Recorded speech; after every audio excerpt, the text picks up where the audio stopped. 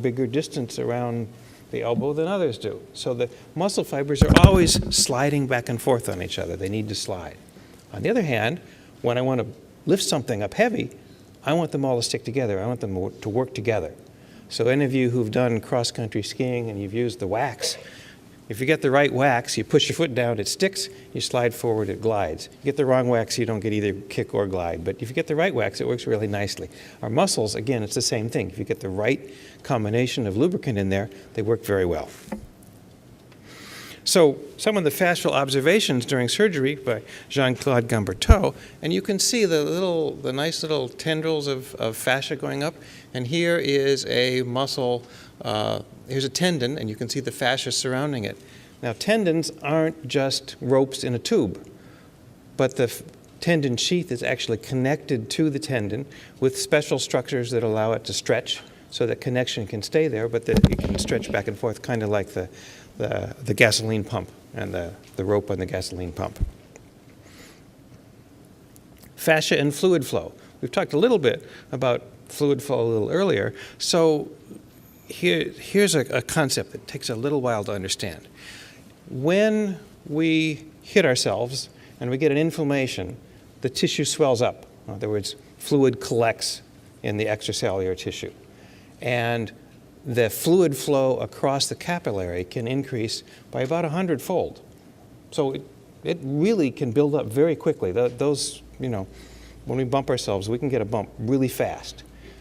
What I didn't understand until Rolf Reed came to the Fascia Congress in 2012 is that the extracellular matrix is like a sponge, and it's wrapped with connective tissue. When you take a sponge and you wrap it with string, it can't absorb water. When that string relaxes, the sponge absorbs water. So the extracellular matrix is hyperosmotic. It wants to absorb water, but it can't. The moment the collagen relaxes, it sucks water. So what happens is, during inflammation, water is actually literally pulled out of the capillary by the extracellular matrix. It doesn't just leak out, it's actually pulled out. So there's a very active function of the extracellular matrix in transmission of fluid. We have a lot of fluid in our extracellular matrix, and about 7.5 liters a day move through the extracellular matrix. That's a lot of fluid that's flowing. And we only have 4.5 liters of blood, so a lot of fluid is going through the extracellular matrix. Half of it makes it to the lymph nodes and back into the vena cava. The other half actually gets absorbed even before it even gets to the vena cava. So there's a massive amount of fluid moving around in the body. Fascia innervation. If you look at the analysis of nerves, there are about 6 times as many nerves to the fascia as to the muscle spindle. Now, we think muscles are important. We need a muscle spindle to control where we're going, but hold it.